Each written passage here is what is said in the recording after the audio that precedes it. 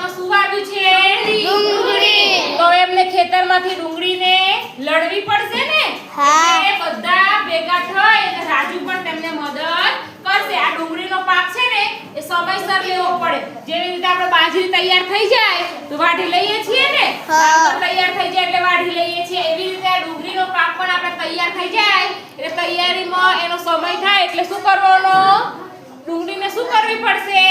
ઉપાડી ઉપાડી દેવી. લેવી પડશે. જો સમયસર નહીં ઉપાડીએ તો શું થશે?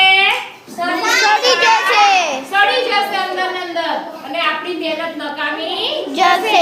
ડુંગળીના પાક માટે આપણે મહેનત કરેલી ને, રોપેલું, પછી પાણી પીવડાયેલું, એને મોટું થયું એટલે ડુંગળીનો પાક સમયસર લઈ લેવો જોઈએ. કોઈ પણ પાક આપણે સમયસર એને લઈ લેવો જોઈએ. અહીં કહે છે કે રાજુ પિતાને ખેતરમાં મદદ કરે છે. રાજુ એના પપ્પાને ખેતરમાં મદદ કરી છે. શું તમે તમારા ઘરના વડીલોને મદદ કરો છો?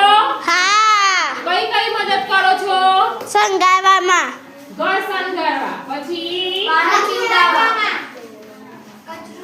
કચરો કાઢવા,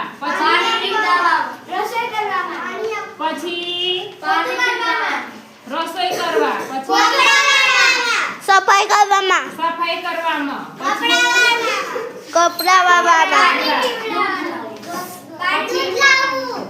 પાણી પાવા, પછી દૂધ લાવવા, સરસ, પછી ઘર સાફ કરવા, પછી કપડાં વાવવા. કપડા વાળવા, કોઈ ખેતી વાસણ ઘસવા, પછી હા ખેતી કામમાં કોણ મદદ કરે છે? ખેતી કામમાં રાજુ.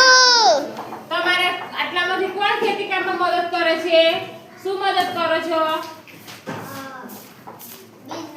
બીજ નાખવા લાગો, પછી ઘાસ વાઢવા, પછી ઘાસ વાઢવા. બીજું કોણ મદદ કરે ખેતીમાં? બોલો. પાઇપ લઈ જવા. પાઇપ લઈ જવા, પછી પાણી મિલવા. પાણી મૂકવા, પછી કોઈ કરે પાણી મૂકવા. પાણી મૂકવા. ચલો આ રીતે બધાએ પોતપોતાના ઘેર ગમે તે રીતે મદદ કરતા હોય છે. રાજુ કઈ મદદ કરે છે એના ઘેર? ખેતરમાં ડુંગળીનો પાક ઉપાડવા માટે. સરસ. ચલો